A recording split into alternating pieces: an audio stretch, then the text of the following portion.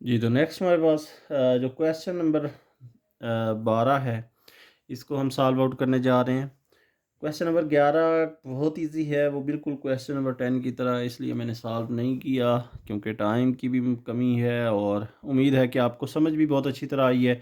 लेकिन अगर फिर भी प्रॉब्लम परेशानी बने तो आप मुझसे ज़रूर पूछ सकते हैं, क्योंकि उसमें सिर्फ़ जहाँ पे आपने एक्स नफ़ी 1/x को वाई के इक्वल लिया था, वहीं पे सिर्फ़ जस्ट आपने क्या करना है, वहाँ पे आ जाएगा आपके पास एक्स जमा 1/x कॉमन आ जाएगा। और वहाँ पे जो है वो आपने उसका स्क्वायर लिया था, तो आ जाएगा आपके पास वाई की स्क्वायर माइनस वहाँ पे +2 बचा था दूसरी साइड पे ले जाने के बाद। इस क्वेश्चन में आपके पास जस्ट वाई की स्क्वायर -2 बच जाएगा 11वें क्वेश्चन में। तो उम्मीद है आप कर सकेंगे इंशाल्लाह। अगर फिर भी कोई मसला हो तो आप मेरे साथ ज़रूर डिस्कस कर लें। जी, तो क्वेश्चन नंबर 12 देखते हैं। अगर क्वेश्चन नंबर 12 की बात करते हैं तो ये थोड़ा-सा डिफरेंट है लेकिन बड़ा आसान है। ये आपको नज़र आ रहा है जी, 2 की पावर है हमारे पास x और जमा का 1। अब आपको ये पता है कि पावर्स जमा तब होती हैं जब कोई 2 रकमें सेम बेस वाली, सेम असास वाली रकम आपस में ज़रब खाती। मसलन अगर हम देखते हैं कि a की 2 ज़रब है a की 1 या a कह लें, तो वो बनता है जब उनको एक बेस पे इकट्ठा करते हैं तो a की 2 जमा 1 यही बनता है, जो कि इक्वल आ जाता है हमारे पास a की 3। अब ये हमारे पास ऑलरेडी इस शक्ल में लिखा हुआ है, ये वाली चीज़। तो इसको हम ऐसे भी तो लिख सकते हैं, 4 ज़रब 2 की पावर ये 2x ज़रब 2 की पावर 1 यानी 2 जिसको हम कहते हैं। ये सेम वही तो सूरत बन गई है कि ये पावर ज़रब हो रही थी, आपस में जमा हो रही थी, तो ये रकम आपस में ज़रब खा रही थी, इसलिए ये पावर्स आपस में जमा हुई हैं। तो इसलिए हम लिख सकते हैं इस तरह, -9 ज़रब 2 की पावर x जमा 1 इक्वल टू आ गया हमारे पास 0। तो अब हम देखते हैं इसको, 4 ज़रब 2 ये कितना हो जाएगा 8, क्योंकि इस पे तो कोई वो दूसरा वेरिएबल नहीं रहा। ज़रब 2 की 2x हो गया, -9 ज़रब 2 की x जमा 1 इक्वल टू 0। अब आप सिर्फ फ़र्ज़ ये करेंगे, ये छोटी आपके पास पावर है तो इसको फ़र्ज़ कर लें जी, लेट 2 की पावर x इक्वल टू है y। अगर आप स्क्वायर लेते हैं तो वो आ जाएगा 2 की पावर x उसका स्क्वायर इक्वल टू y का स्क्वायर। ये आ जाएगा जी 2 की पावर 2x जो है वो किसके इक्वल हो जाएगा वाई स्क्वायर। ये हमारे पास वो दो वैल्यूज़ आ गई। अब इसकी जगह पे वाई रख लेंगे, 8 वाई की 2 यानी वाई स्क्वायर आ जाएगा, -9 और ये सिर्फ चूँकि वाई के इक्वल है ये वाई आ जाएगा, और जमा का आ गया हमारे पास 1 इक्वल टू 0। अब हमने क्या करना है, फिर से वही फैक्टराइजेशन कर सकते हैं। पहला इंसा ये है, इसको इससे ज़रब दी तो क्या बनता है जी 8, यानी ज़रब देने से जमा का 8 बने और जमा तफरीक करने से माइनस का 9 बने, तो वो भी हमारे पास सेम चीज़, 8y की 2 -8y माइनस वाई जमा 1। ये नफ़ी 8 ज़रब नफ़ी 1 जमा का 8 हो जाएगा, और नफ़ी 8 और नफ़ी 1 नफ़ी 9 हो जाएगा।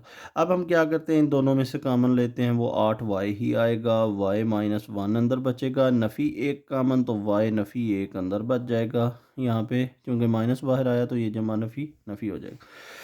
इनमें से एक मिला के लिख लेते हैं जी, 8y नफ़ी 1, और इनमें से हम एक लिख लेते हैं y नफ़ी 1 कॉमन ली। अब ये आ जाएगा 8y नफ़ी 1 इक्वल टू आ गया 0, या y नफ़ी 1 इक्वल टू 0। तो ये 8y इक्वल टू 1 हो जाएगा, -1 उधर जाके जमा 1, और ये आ जाएगा जी y 1/8 इक्वल आ जाएगा, क्योंकि 8 इधर तरफ खा रहा है, उधर जाके तकसीम कर लेगा। ये y -1 है तो उधर जाके ये हो जाएगा +1। तो ये हमारे पास आ गई थी y की वैल्यू। अब हम क्या करते हैं कि हम इसको चेंज कर लेते हैं, किसके इक्वल रखा था हमने y को, 2 की पावर x जो था वो किसके इक्वल था y के। तो हम कहते हैं जी ये वाला और ये वाला दोनों इसकी वैल्यूज़ रख लेते हैं। तो ये हमारे पास आ गया जी 2 की x 1/8। अगर आप 8 को पावर में चेंज करना चाहते हैं, फैक्टराइज कर लें, 2 4 बार, 2 बार और 2 एक बार, यानी 2 की पावर 3, 2 की x इक्वल टू 1/2 की पावर 3 बना। और अब अगर आप इसको ऊपर लेके जाते हैं, ये आ जाएगा जी 2 की पावर -3। ये रूल आपको याद होना चाहिए कि जब किसी दो साइडों पे बेस बराबर हों तो उनकी पावर्स भी आपस में बराबर होती हैं। तो x इक्वल टू आ गया -3। अगर इस साइड पे हम देखते हैं, एक जो है ये कैसे सॉल्व आउट करना है, इसको कोशिश करें 2 की पावर बनाएं। आपको पता है कि आंसर 1 कब आता है, अगर किसी भी हिस्से की पावर 0 हो जाए, चाहे वो वेरिएबल की हो, चाहे वो 10,000 की पावर 0 हो, चाहे 1,00,000 की पावर 0 हो, तो वो किसके इक्वल हो जाता है जी, 1 के। तो इसको हम इस शक्ल में भी लिख सकते हैं कि अगर 2 की पावर 0 करें तो वो भी क्या होता है, 1। तो अब फिर से वही रूल है कि बेस बराबर हैं, तो इसका मतलब है आपस में पावर्स भी बराबर हो गई हैं। ये हमारे पास आ गया इसका सॉल्यूशन सेट, जो कि है हमारे पास नफ़ी का 3 और 0। जी, तो नेक्स्ट हमारे पास क्वेश्चन नंबर 13 है, जिसको हम देखते हैं कि 2 की पावर x और ये आ जाएगा 64। इसको अगर हम दो तरीके हैं वैसे तो, बहरहाल मैं आपको वही समझाता हूँ जो आपको पहले से पता है चीज़ें। इसको अगर हम बटे में ले जाते हैं तो ये प्लस बन जाएगा 2 की पावर x, क्योंकि माइनस जो है वो प्लस में चेंज हो जाएगी, माइनस इक्वल 20 इक्वल टू 0। तो अब तो सिंपल है, वही कॉमन चीज़ है। तो 2 की x जो है आपने उसको फ़र्ज़ कर लेना है किसके इक्वल है, y के। तो ये आ जाएगा जी हमारे पास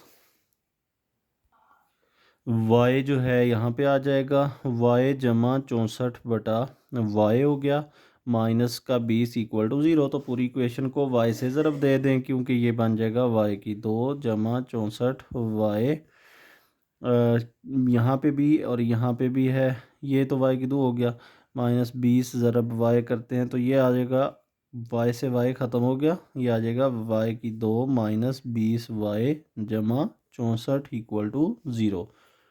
तो ये अब हम देखते हैं, तजज़ी करनी है। ज़रब देने से हमारे पास 64 बने, जमा तफरीक करने से 20 बने, तो ये y की 2 माइनस 16y और माइनस 4y, माइनस 16 और माइनस 4 माइनस का 20 जमा का 64 इक्वल टू 0। दोनों में से दोनों में से कामन लेते हैं तो y कामन आता है, y माइनस 16 बचता है, नफ़ी 4 कामन लेते हैं तो y माइनस 16 ही आएगा। 4 16 बार 64 होता है, इसलिए ये आ जाएगा y माइनस 4 और y minus 16 equal to 0। y नफ़ी 4 जो है वो इक्वल टू आ जाएगा 0, या हम कहते हैं y नफ़ी 16 इक्वल टू 0। ये y इक्वल टू 4, नफ़ी 4 उधर जाके जमा 4, या फिर हम कहते हैं y बराबर हो जाएगा हमारे पास 16 के, क्योंकि ये नफ़ी 16 उधर जाके जमा 16।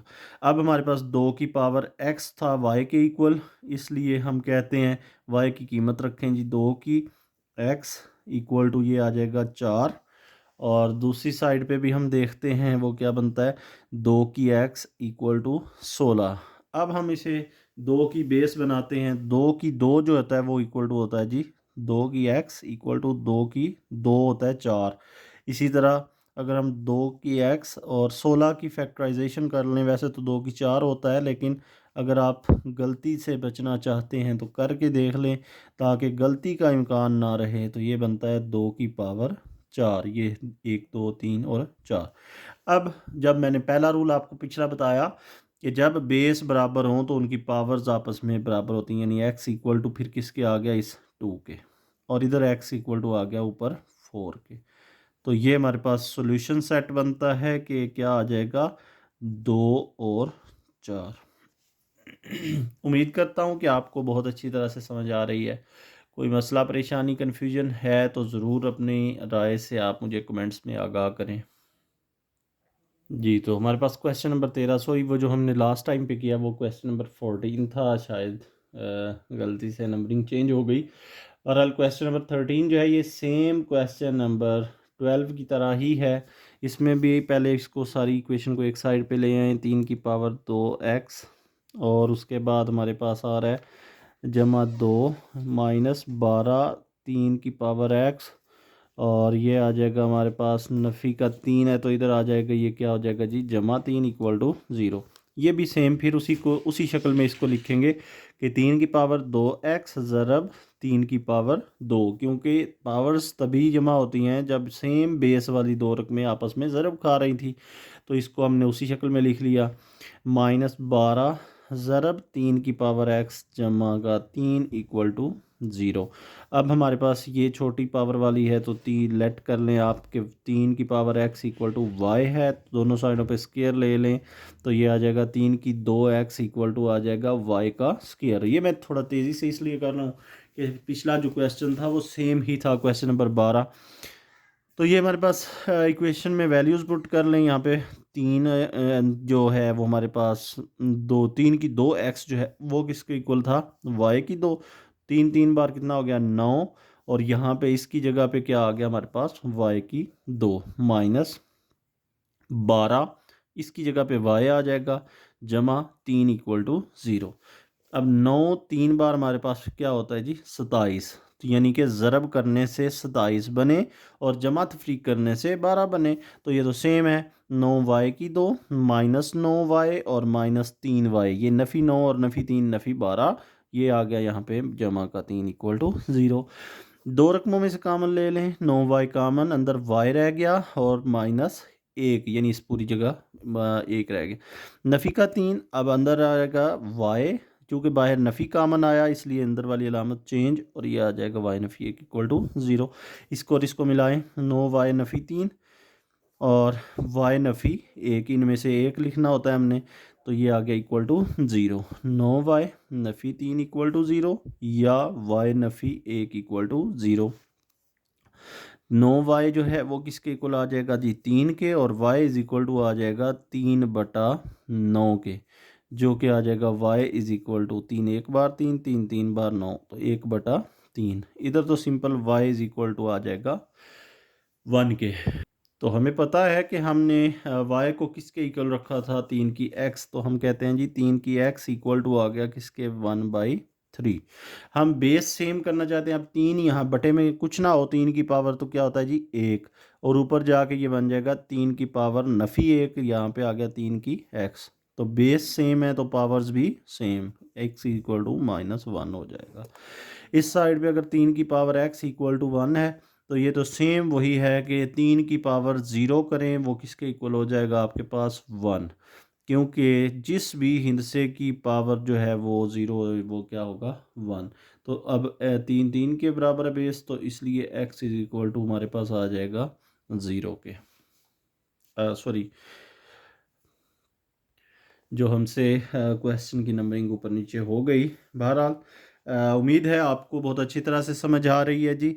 अगर किसी क्वेश्चन में कोई प्रॉब्लम है, कहीं से समझ नहीं आई, तो काइंडली आप बिला झिझक, किसी भी झिझक के बगैर आप मेरे से क्वेश्चन कर सकते हैं। कमेंट्स में अपनी राय का इज़हार ज़रूर करें और इस चैनल को शेयर ज़रूर करें ताकि आपके दोस्तों तक भी ये आसान लेक्चर्स जो हैं वो इंशाल्लाह पहुंचेंगे, तो उनको भी फ़ायदा होगा। और आप भी इनको, चैनल को सब्सक्राइब भी करें, अपने रिश्तेदारों के साथ, अपने दोस्तों तक ज़रूर इसको शेयर भी करें। थैंक यू जी, अल्लाह हाफिज़।